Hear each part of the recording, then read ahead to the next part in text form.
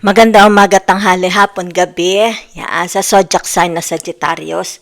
Lola baby po, nagpapakilala ha. Yan. Ako lang ibabagong gising, di pa ako naghihilamos. Yan ha. Okay. So, bibigyan ko po kayo ng reading ha para po sa third week of June. Okay? So, let's see your energy. The energy for the third week of June. Sagittarius with the fire elements.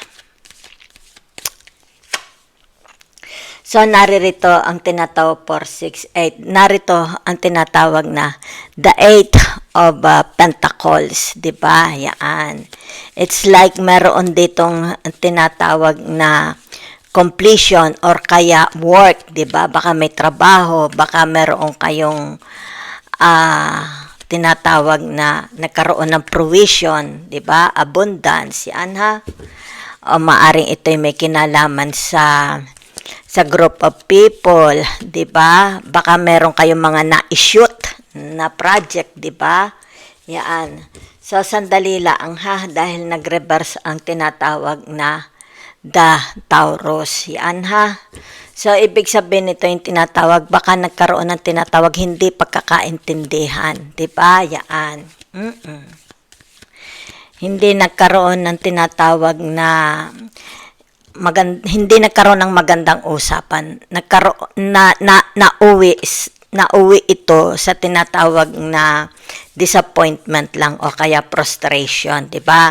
Maybe it has something to do about projects, 'di ba? O kaya may ginawa kayo. Halimbawa, sabihin natin may ginawa kayo, trabaho ninyo o kaya negosyo nyo. May ginawa kayo na hindi dito nagkaroon ng satisfaction, 'di ba?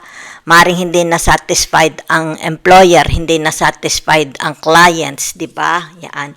Or maaring sabihin na nating masyado namang hak-hak, okay? Ang halimbawa sabihin natin kung tumawad sila ay masyadong hak-hak, 'di ba? Baka ang hinihinging discount is hak-hak na hak-hak, 'di ba? Yan. So nagkaroon dito, it's like tinatawag na sabihin na lang natin na bridge of contract, 'di ba? Maaring pinutol, 'di ba? O anong tawag dito? Terminate ang kontrata. Okay? Yan. So hindi maganda, okay? So meron dito yan, no? Kita nyo. It's like sabihin na nating pareho silang may losses, 'di ba? Yan. Sabihin na nating project, trabaho, negosyo, 'di ba? Maaring parehong naroon ng kanilang pera. So, the outcome is pareho lang maaring hindi tumubo o kaya hindi tumubo man pero hindi nakakatuwa, 'di ba? Yan. So, pwede rin naman ito yung tinatawag na dahil the 7 of Cups, 'di ba? Ibig sabihin nito is tinatawag na merong halimbawa alahas, 'di ba? Baka kailangang isanla ang alahas or magkakasakit. Halimbawa magkakasakit ang ina o ang ama. Meron ditong losses Maaring yung losses is it has something to do about sickness, okay? Or loss of money. Yan ha. So, ibig sabihin nito, yung tinatawag na kabawasan, 'di ba? Kabawasan sa kasiyahan, kabawasan sa wealth, 'di ba? Sa abundance. Yan ha. Maaring nagbayad ng utang, 'di ba? Or maaring sabihin na nating baka ang bahay is na foreclose. Okay? Baka na foreclose ng bangko. Yan ha. Baka it has something to do about mortgage, di ba? Yan. Kumbaga dito yung tinatawag na dumating na siya, okay, sa tinatawag na matured date, pero hindi nakakomply. Okay? Yan. Whatever, di ba? So, meron ditong tinatawag, it's like panghihinayang, di ba?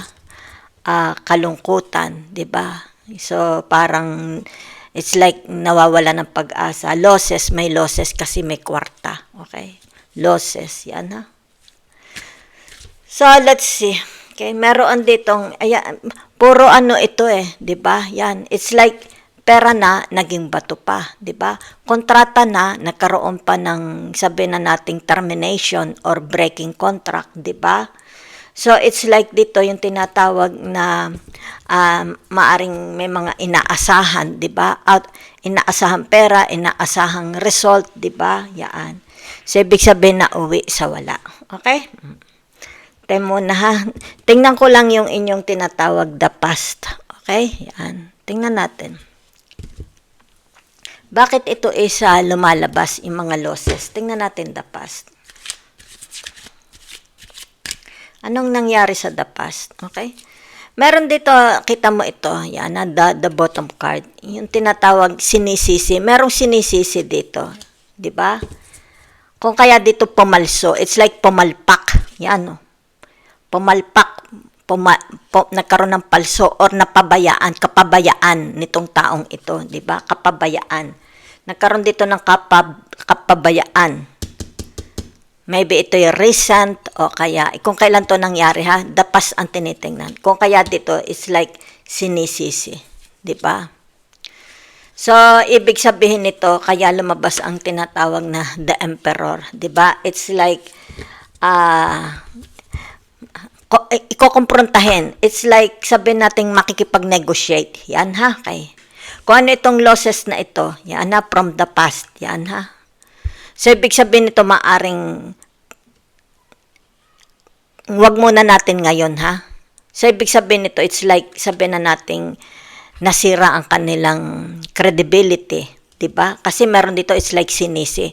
Baka ito'y kapabayaan ng inyong mga staff, ng inyong mga kusino, itong mga taong nakapalibot sa inyo. Diba? Kung kaya dito, ito yung tinatawag kasiraan ng iyong pangalan, kasiraan ng iyong reputasyon, diba? Nadungisan, something like that, diba? Okay. Meron ditong sinisisi. Okay? Either ikaw sinisisi or kung sino ito. Okay? Kung sino yung mga kasama ninyo. Okay? So, ito nakikita ko from the past, di ba? Maaring very, very lousy. Naging lousy, naging relax, di ba? Kaya ito'y lumalabas ngayong energy. Because it happens from the past. Maaring recently, di ba? Yan. So, let's see. Ito yung tinatawag, itong taong ito ang may responsibilidad, di ba? Yan. So, sandali lang ha, dahil narito ang tinatawag the world. Yan. So, that's the outcome, di ba? From the past. Yan ha. Ibig sabihin nito yung tinatawag, maaring nadungisan ang kanyang pangalan. Naging very, very unreliable ang person na ito, di ba? So, it's like yung kanyang, halimbawa sabihin na nating pangarap, ambisyon, di ba? Kaya lumabas ang the world, okay? Ay di, ibig sabihin, ang naging result is hindi maganda, di ba? So, yan, ibig sabihin from the past, pwedeng recently ha, okay, nakakaranas na ng tinatawag na, kasi narito on the world, di ba?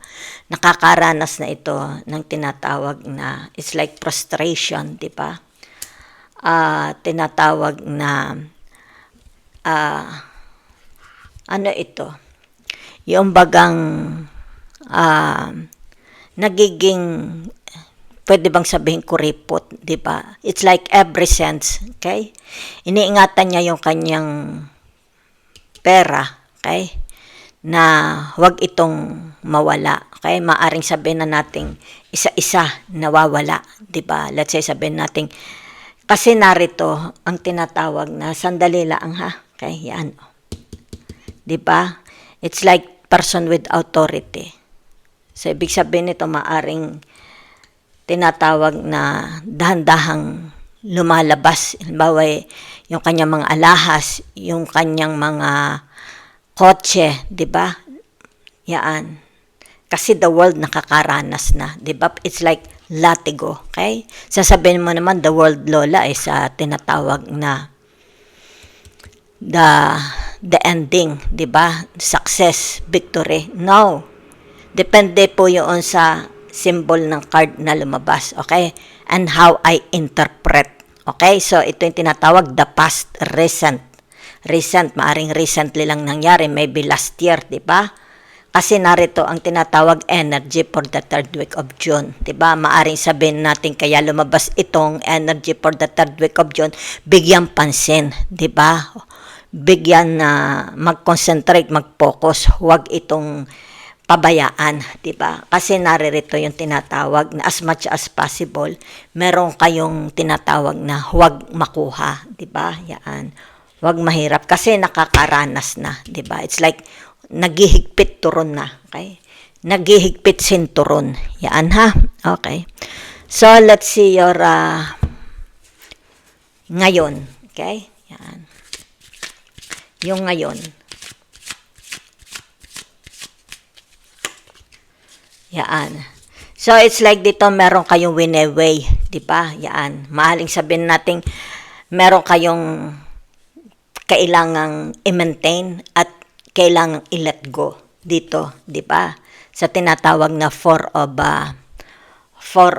pentacles, di ba? Para lang ibig sabihin nito, mabawasan yung inyong tinatawag na burdens, di ba? Yan, may winaway kayo. Ano ito winaway ninyo? Tao or bagay or kayamanan, pera, di ba? Relationship, yan ha. Para lang ito is maibsan ng inyong dalahin. Okay? So, naririto, di ba? So, di ba double confirmation ng the world, sinabi ko sa inyo. Yan ha. So, dito yung tinatawag na nga, it's like nangangamba, nagkokomse-komsa, di ba? Your recent past. Okay? Yan.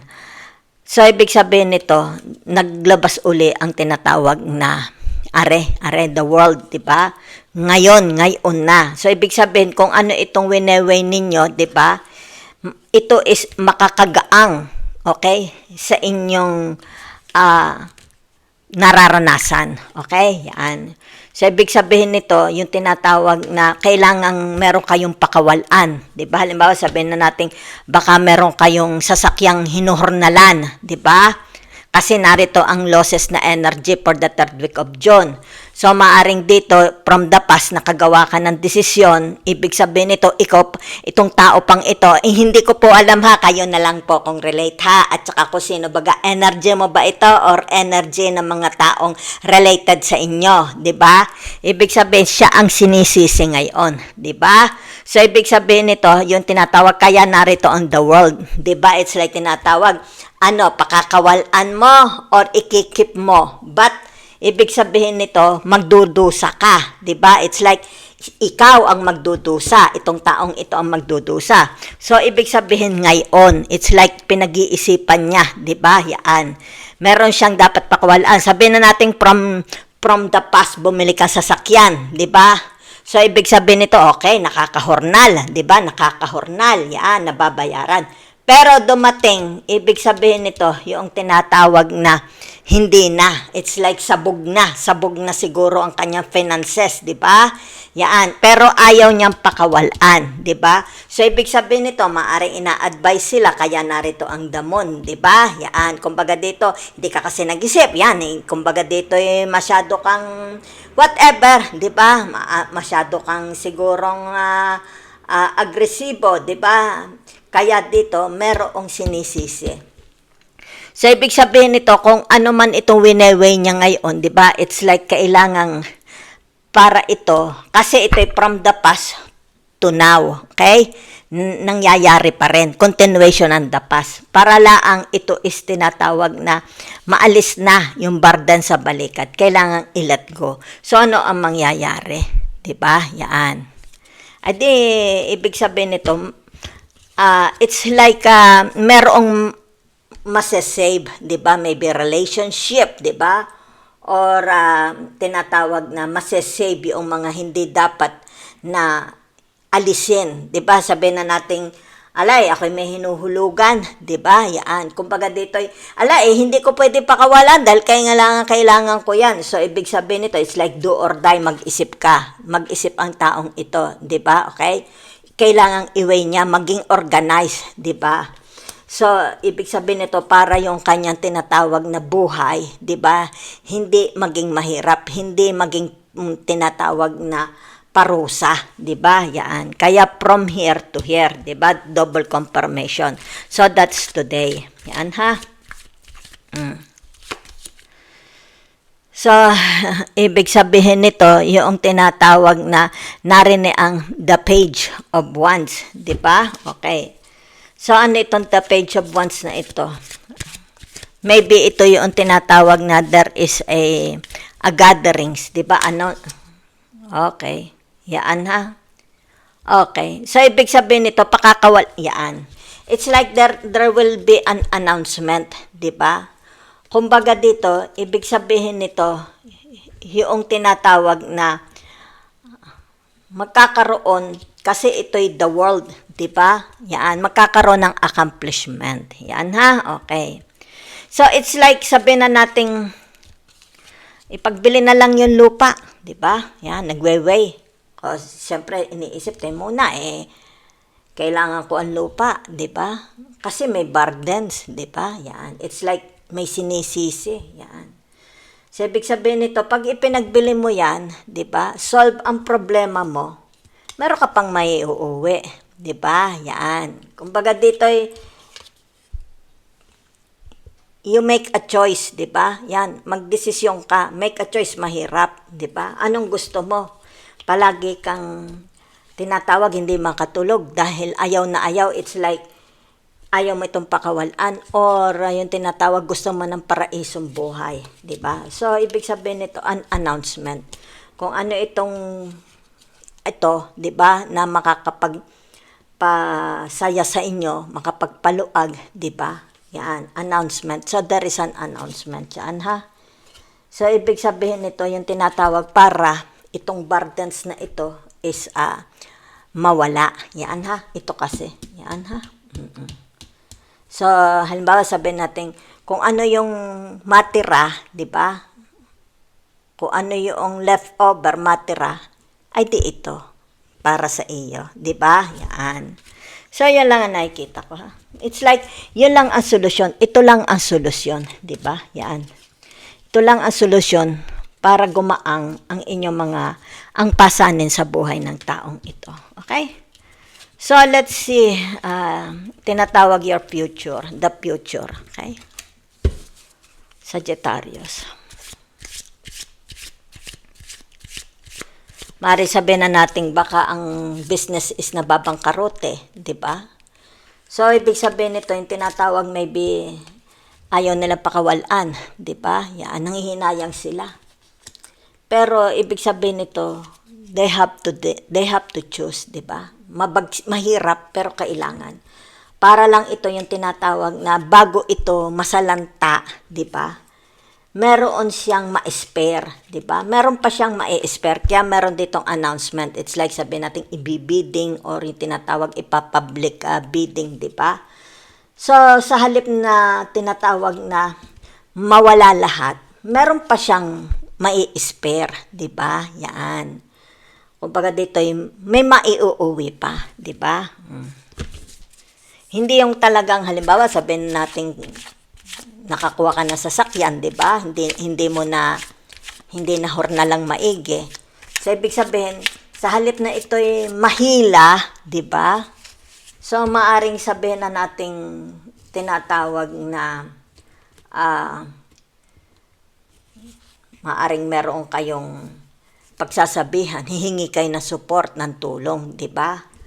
Para kung ano itong nagpapahirap sa iyo, let's say, sabihin na natin sa kamag-anak, kung sino itong mga tao malapit sa inyo, di ba?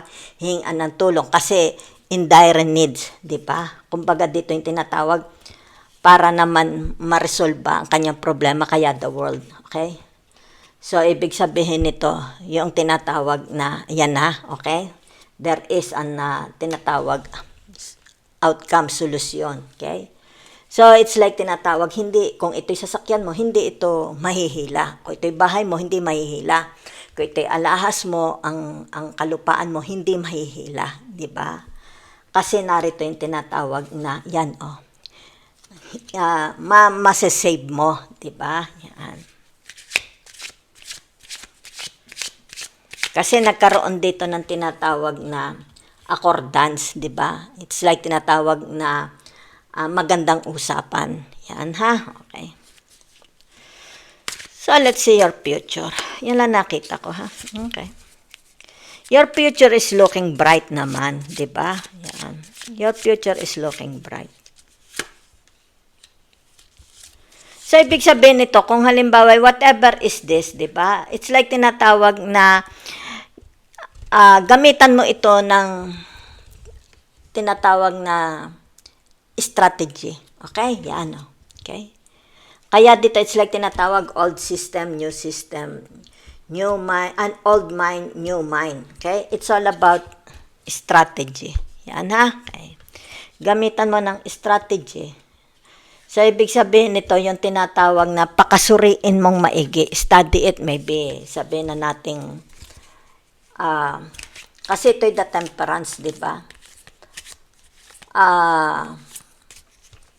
It's more about tinatawag na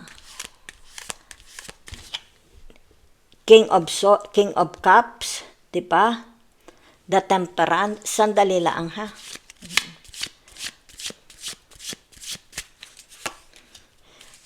Yan. Ibig sabihin, left for dead in the barren mountains of Betelgeuse Prime. Okay?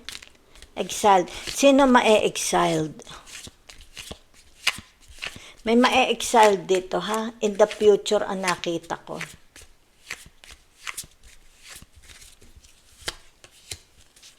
Okay. So, ibig sabihin nito, yung tinatawag na meron ditong, it's like itatakbong yaman. Ito is tinatawag, pinagpaplanuhan simula ngayon, papunta sa future. Diba? Let's say, pag sinabi mong future, kailan yun? Maybe next year, in 2 years, 3 years, 5 years, 10 years. Diba? So, ibig sabihin nito, yung tinatawag na meron ditong tinatawag na tatakbuhan siya. Okay? Yan. Maiiwan siya sa ere. Okay? Yan. Maiiwan siya sa ere. Sapagkat, meron ditong madidiscover. Sandali lang, ha? Okay. May madidiscover sa kanya. Ano ito yung tinatawag na ayaw niya ng involvement? Ayaw niyang ma-involve. It's like ayaw niyang ma-involve. Yan, ha? So, ibig sabihin nito, kung ano man itong problemang ito, yan, in the future, ang nakikita ko. Okay? Yan. Meron dito yung tinatawag na bigla na lang mawawala, magbabanish. So, take ito ha, ibig sabihin nito, ingatan nyo. Kasi nagbabadya dito ang losses. Yan ha, narito ang losses. So, ibig sabihin nito, yung tinatawag na it's like hindi naman in God's own time, di ba? Ibig sabihin nito, merong magi-emerge, okay? Maari ito'y matagal nang nakasubmerge, pero ito'y magi-emerge problema, di ba? Ito'y yung tinatawag na very deep, maaring matagal na itong problema na ito. Yan ha. So, kailangan dito yung tinatawag na it's more about kung hindi ito tatakbuhan, okay? Ibig sabihin nito, yung tinatawag na i-attend. Yan ha. Kailangang i-attend. Yan ha. Dahil kasi narito. Yan ha. Ibig sabihin, ito'y matagal ng it's like nakikita ko inabot na siya doon ng ilang dekada siguro, 'di ba? Baka ito'y ano na siya, it's like parang antique, 'di ba? Yan. Kung baga dito'y madidiscover, baka ito'y sa finances, 'di ba? Ang alam ko sa finances kasi may tatakbo, 'di ba? Yan no, may tatakas, yan ha. Once na ito is na-discover, kasi narin ang the temperance, yung temperance, yung angel, di ba? Ibig sabihin nito, tinatawag na bago siya mahuli, di ba? Bago siya maakusahan, makulong, dahil meron dito, it's like kabulastugan, di ba? Kapalsuhan, trabahong ginawa, kung ano man ito. Kasi narito sa inyong tinatawag na energy for the third week of June, di ba? Ibig sabihin nito, hindi, may mga losses na hindi pa ninyo alam, di ba? Kailangan, ibig sabihin nito, kailangan ito'y idig, diba? It's like exhume, i-exhume ang isang patay. Ididig, okay? So, narito yung tinatawag morality, yan. Kasi, yung tinatawag na Taurus, di ba? The Venus, it has something to do about moral values, di ba? Morality. Pero meron ditong, it's like, tinatawag tatakas, di ba? Para ma-save niya yung sarili niya sa kahihiyan, sa kasalanan, di ba? Yan. Kasi ito in the future, ha? Kung ano man ito, kasi ito'y for the third week of June, itong energy na ito, di ba? From the past to now, it's like meron ditong tinatawag na magkakaroon ng kailangang mabuksan, okay? Malantad, magkaroon ng justice, di ba? So, ibig sabihin nito, nagpaplano na itong taong ito, if ever, kung ito'y ngayon mabubuksan, di ba? Lalantad, ibig sabihin nito, nagpaplano na siya ng escaping. Yan, ha? Para yung hagupit ng whip, kung ano man, maaring halimbawa i-demanda o ano, di ba? Yan. Para mailigtas niya ang sarili niya. Okay? So, maaring ito'y may kinalaman sa finances, sa wealth, sa yaman, sa properties, conjugal properties. Pwede rin yung tinatawag na baka ito'y a murder, di ba? Baka may minasakir or merong pinatay, di ba? Or may stat ma-discover, di ba? It's like may i-exhumed. Okay? Yan. So, yun lang po ang nakikita ko, ha? Meron dito yung tinatawag na, kasi narin ang the temperance, anong tawag dito? The modern temperance, kita mo. Ito yung tinatawag na, itong taong ito is, kung siya'y, ito kasi, di ba? Di ba? It's like, merong propeller ba ang tawag doon, yung trend, kita mo? Yan, ha? Gusto niyang i-donate, okay, yung kanyang katawan. Kasi narito, di ba, yan o. Gusto niyang i-donate yung kanyang katawan sa tinatawag na, hindi ko alam kung ano tawag, crayon ba yon? Yung bagay sa mga milyonaryo. Maari ito'y mayaman, nakita ko mayaman ito, okay? So, maari ito yung tinatawag, nagdidesisyon siya. It's like gagamitin ang kanyang katawan for science. Yan, ha? Ito'y mayaman, gusto niya yung kanyang katawan is i-donate for science. So, yun teka muna, cryogenic ba ang tawag doon? Kumbaga dito'y babayad ang family para ma-preserve ang kanyang body. At ito yung tinatawag in the future, yan tinatawag na bubuhayin. So, ibig sabihin nito, ipe-preserve, okay, yung kanyang katawan, pero wala nang kaluluwa. It's like, para sa science, kasi narinig ang the modern temperance. Okay, yan o, the modern temperance, ha? Yan. Yung kalahati ng mukha is buto, di ba? At yung isa, it's like robot, di ba? At yung isa human. So, ibig sabihin nito, cryogenic. Yan, ha? So, ibig sabihin nito, for the science. Okay? Kasi kita mo naman, nagliliparan, di ba? Yan. So, yun lang ang nakikita ko, ha? So, merong mga losses dito, either ito yung mga departed, may mga pagpalayo, wag pagpalapit. It's like mga tinatawag na disease, okay? Mamamatay siguro, di ba? Yan. So, ang gusto niya, ang body niya is for science, idodonate for science, di ba? Cryogenics yata ang tawag doon, yung ilalagay sa malaking tube, ha? Okay. So, whatever is this, ha? Yan. Meron ditong is like tinatawag, alis para ma-save yung kahihiyan, di ba? Ma-save yung kanyang reputation, 'di ba? Yung kanyang kasi masisira 'di ba? Masisira ang credibility. Yan ha. May kapabayaan. Okay, thank you very much.